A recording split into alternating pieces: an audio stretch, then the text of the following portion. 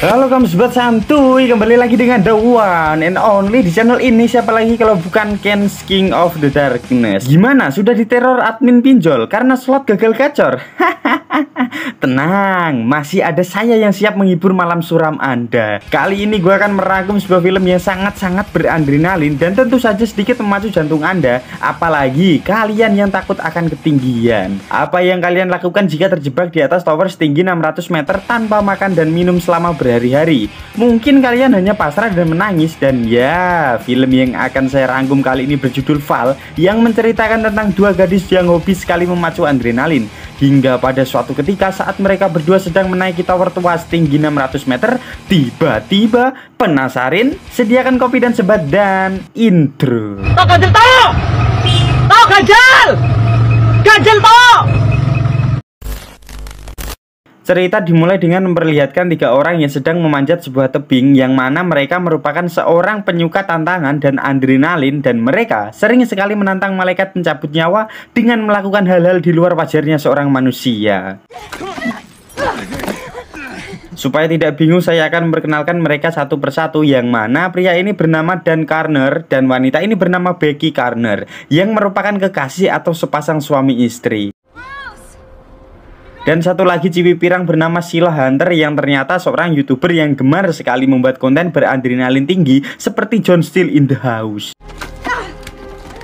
Namun entah karena apa, Karner yang akan menancapkan pengait ke sebuah lubang tiba-tiba diserang sesuatu makhluk, sehingga membuat Karner hampir saja tewas, namun tidak jadi dikarenakan masih ada tali yang mengikat tubuhnya. Sebagai istri yang baik, Becky mencoba menyelamatkan sang suami, dan Hunter sendiri yang sudah berada jauh di atas mereka mencoba kembali ke bawah untuk membantu. Namun karena Karner yang terlalu hobak-habik kanan kiri membuat pengait yang menopang tubuhnya semakin kendor, sehingga dan inilah jatuh. 1 tahun dari kejadian itu pun berlalu, namun Becky yang kini menjanda terlihat sangat depresi karena belum bisa menerima kalau sang kekasih pergi secepat ini. Setahun belakangan ini Becky cenderung suka menyendiri dan sering sekali abuk-abukan dan sering berhalusinasi bahwa sang suami masih berada di sisinya. Di suatu malam, badai Isa, Hunter yang peduli dengan sahabatnya pun berkunjung ke kosan Becky untuk sekedar menghibur Becky yang sedang depresi. Namun Becky yang sudah sangat amat depresi seakan tak mendengarkan semua kata-kata motivasi dari Hunter. Namun Hunter yang memang sangat peduli akan sahabatnya itu mencoba untuk mengajak Becky untuk ayolah kita kembali melakukan hal-hal beradrenalin dan menjalani kehidupan dengan semestinya. Namun ya, tentu saja Becky yang depresi berat tentu saja menolak ajakan itu, hingga pada akhirnya Hunter memberitahu keinginannya bahwa dia akan membuat sebuah konten brutal dan beradrenalin untuk terakhir kalinya, yaitu dengan menaiki sebuah tower radio terbengkalai yang tingginya sendiri sekitar 600 meter dan berniat mengajak Becky untuk menemaninya.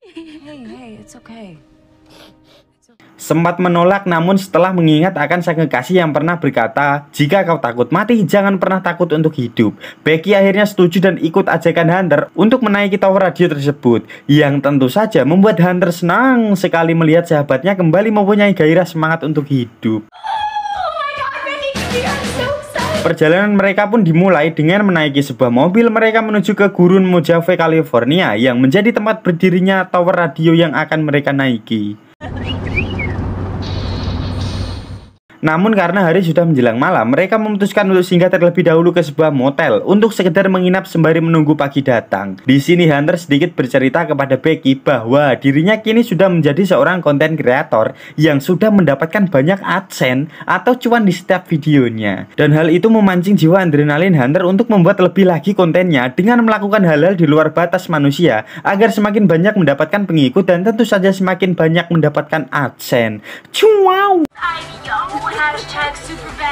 Singkat cerita, esok hari pun tiba. Hunter dengan penuh semangat on kamera dan membuat video opening untuk kontennya kali ini. Tapi tiba-tiba ya, hampir saja mereka tewas hanya karena sebuah opening konten. Beberapa menit kemudian mereka akhirnya sampai, namun tidak bisa masuk menggunakan mobil karena ternyata tempatnya sudah ditutup sejak lama dan terbengkalai. Dan mereka berdua harus sedikit mengeluarkan tenaga untuk berjalan ke tower yang jaraknya sendiri tinggal beberapa meter ke depan. Hingga akhirnya mereka pun sampai di depan tower yang mereka tuju, yang ternyata towernya sangatlah tinggi sekali sehingga membuat Becky takut dan membuat anxiety-nya kumat. Namun di sini Hunter langsung menenangkannya dan mencoba meyakinkan kembali bahwa Becky harus melawan rasa takut itu kalau Becky ingin terbebas dari jeruji depresi. Hingga akhirnya dengan peralatan yang sangat tidak safety sekali, perjalanan mereka menaiki tower radius tinggi 600 meter pun dimulai. Dari sini sebenarnya sudah cukup memberitahu kalau tower itu sudah lapuk dimakan usia dengan insiden yang hampir membuat nyawa Becky lewat karena tiang pijakan yang patah dan beberapa baut yang mulai copot karena getaran tubuh mereka. Namun Hunter yang memang sudah dibutakan Achen tetap melanjutkan naik sampai ke atas tanpa menghiraukan keselamatan mereka. Hingga pada akhirnya mereka sampai di tengah tower itu dengan ketinggian 400 meter. Namun harus terhenti karena Becky yang mulai takut karena tangga selanjutnya merupakan tangga eksternal yang hanya satu tiang menjulang ke atas tanpa ada besi penghalang di sampingnya. Namun di sini Becky yang tak mau membuat Hunter kecewa, dia berjuang cukup keras untuk melawan ketakutannya. Hingga akhirnya mereka berdua pun naik lagi ke atas. Hal ini tentu saja tidak boleh dilakukan untuk kalian yang takut akan ketinggian karena baru saja 10 meter mungkin kaki kalian akan sudah bergetar hebat dan sudah pasti tidak bisa bergerak dan sering sekali dijumpai bisa naik tidak bisa turun. Dan betapa bangsatnya Hunter ketika menggoyangkan tangganya hingga membuat saya dan Becky kaget hanya karena iseng saja. Hingga pada akhirnya mereka pun sampai di puncak tower itu dan betapa nekat dan brutalnya jiwa adrenalin yang ada di dalam tubuh Hunter ketika dia memutuskan bergelantung di atas tower itu tanpa peralatan sama sekali hanya untuk sekedar mengambil konten saja. Dan selanjutnya Hunter menyuruh Becky untuk melakukan hal yang sama yang tentu saja ditolak. Namun karena Hunter bilang kalau inilah saatnya untuk mengubur kenangan di masa lalu bersama Garner, yang tentu saja membuat Becky semakin terpuruk jika terus-terusan gamon. Hingga pada akhirnya Becky dengan secuil keberanian mencoba melakukan hal yang sama sekali di luar batas kewajaran manusia ketika dia hanya berpegang pada satu tangan Hunter. Dan betapa ketika Hunter selfie di posisi tersebut.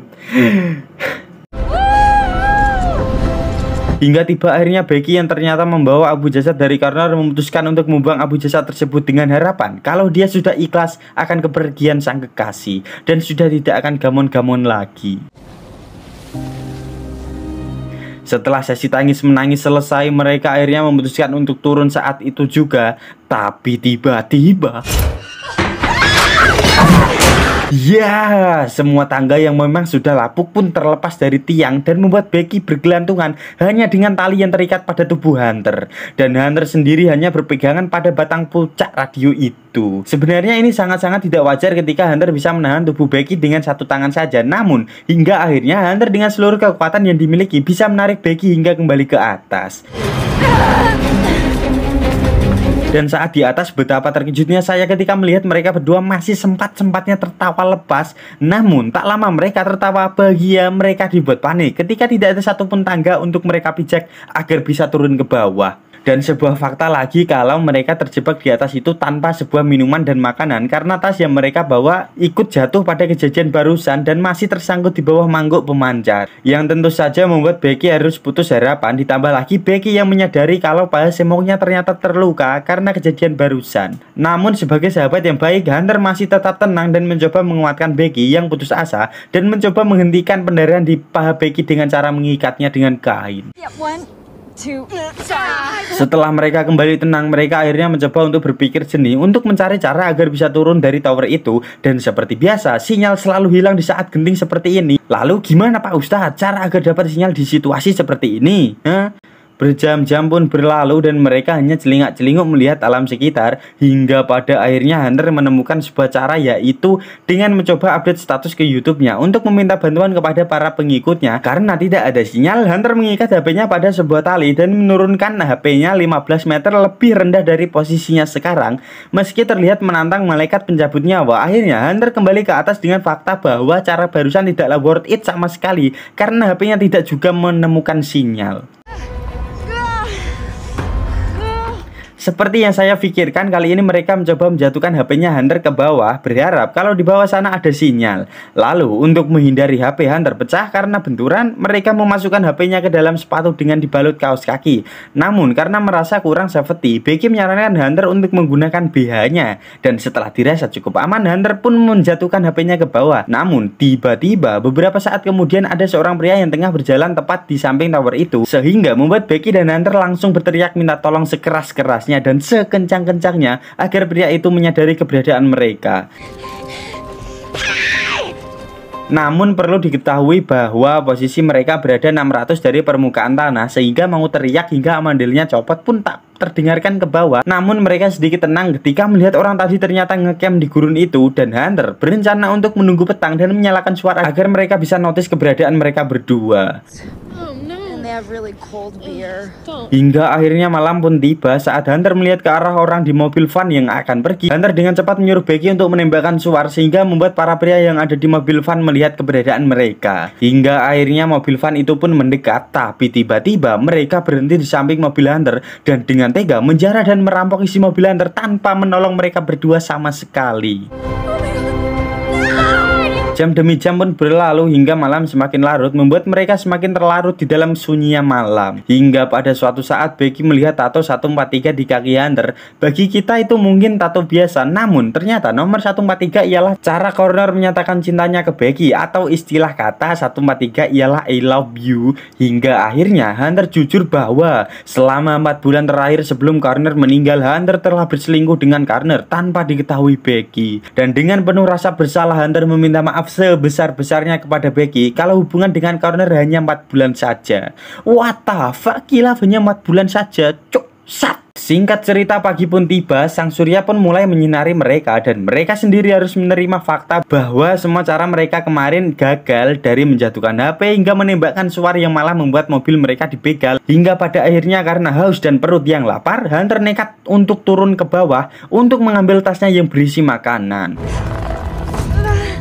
Hanya dengan seutas tali dan segenap keberanian, Hunter akhirnya turun ke bawah. Namun karena tali tersebut tak sampai ke bawah, tiba-tiba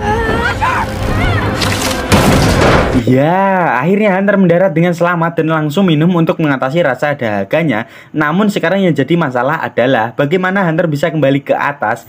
Namun tanpa banyak basa-basi, Hunter pun melompat ke tali itu dan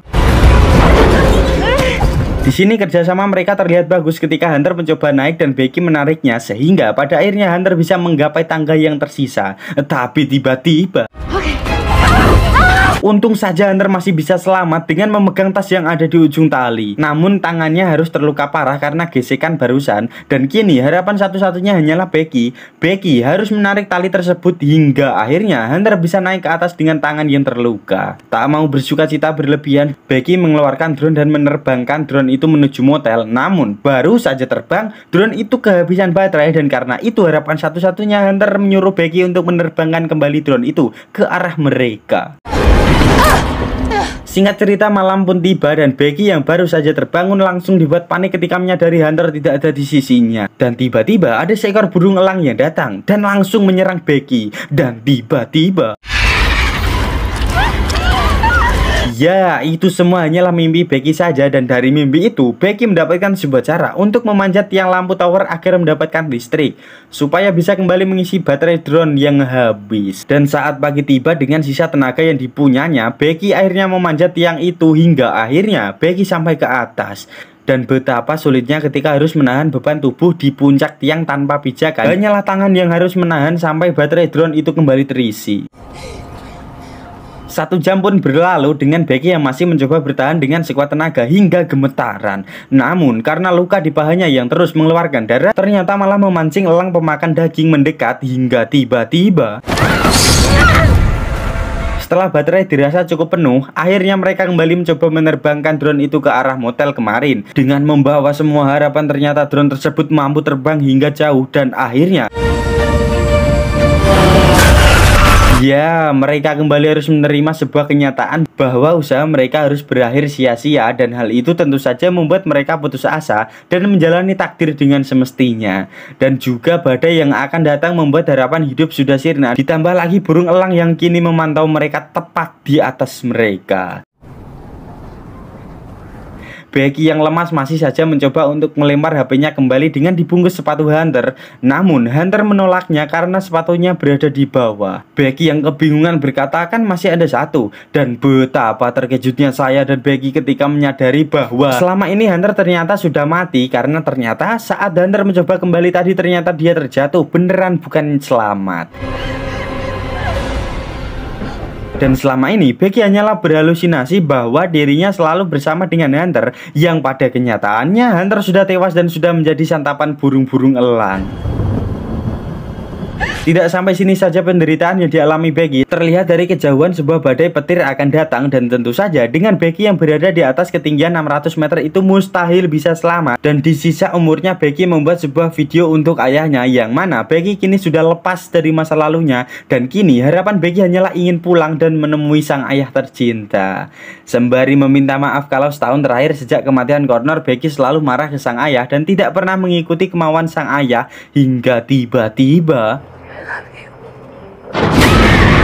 tentu saja tidak semudah itu film ini berakhir. Becky dibangunkan seekor burung elang yang sedang menyantap paha mulusnya, dan entah dapat tekad dari mana Becky dengan sekuat tenaga menyerang burung itu dan mendagor-dagorkan kepala burung itu ke tiang. Hingga saat burung itu sudah mengembuskan nyawanya, Becky dengan lahap menyantap burung itu mentah-mentah. Dan Becky yang kini mempunyai tenaga memutuskan untuk turun ke lokasi Hunter, lalu menulis sebuah pesan untuk sang ayah agar menolongnya. Lalu Becky mengambil sepatu Hunter dan memasukkan HP-nya, namun dirasa kurang melindungi HP-nya. Becky dengan sangat amat terpaksa memasukkan sepatu itu ke tubuhnya Hunter, lalu menjatuhkan tubuh Hunter ke bawah dengan harapan yang sama bahwa saat sampai di bawah ada sinyal dan pesan tersebut bisa langsung terkirim ke sang ayah.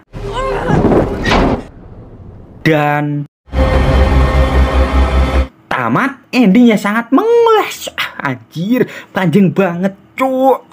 Lalu pelajaran yang dapat kita ambil dari film ini adalah jangan pernah putus asa dalam hal apapun, karena setiap apapun yang kamu lakukan pasti masih ada harapan. Dan ketika kamu putus asa, percayalah mungkin saat kamu bergerak kembali itulah yang akan berhasil. Jadi poinnya teruslah berjalan atau bergerak. Dari Becky kita belajar bahwa kita harus berusaha semampu kita. Jangan hanya satu cara, melainkan dengan berbagai cara, karena kita sendiri tidak tahu cara mana yang akan berhasil. Dan saya Ken sebagai the one and only CEO Pandak mengucapkan terima kasih dan undur diri. Yo wes, tekan semen ya. Jangkrik asu. Panjang banget sih cuk. Anjir, 20 menit loh ini VO nya tanpa berhenti loh. Ambil sebat dulu lah cuk, sebat anjir.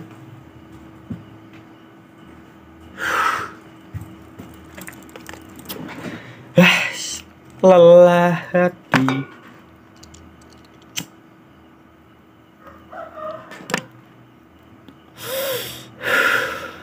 Seger anjir lah cuk.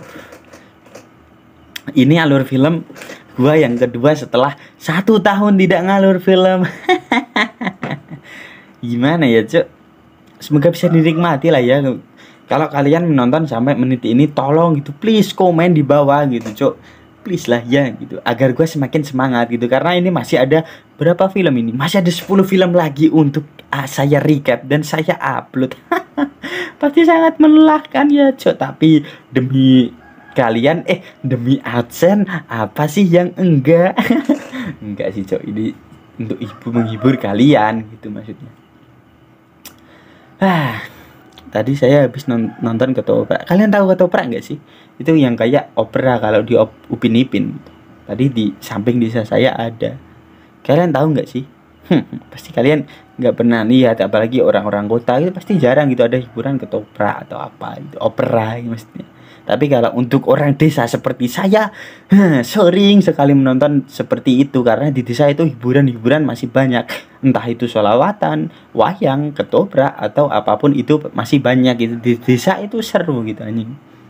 Tapi ya begitulah. Oke, karena sudah panjang sekali karena saya mau apa? Mau tidur anjing. Saya rekaman ini jam 12.53, yang berarti ini tengah malam anjing. Kalau ada gimana? Oke, cukup sampai sini saja. See you next time. Peace out nih. Anjir, kayak Picky Pix.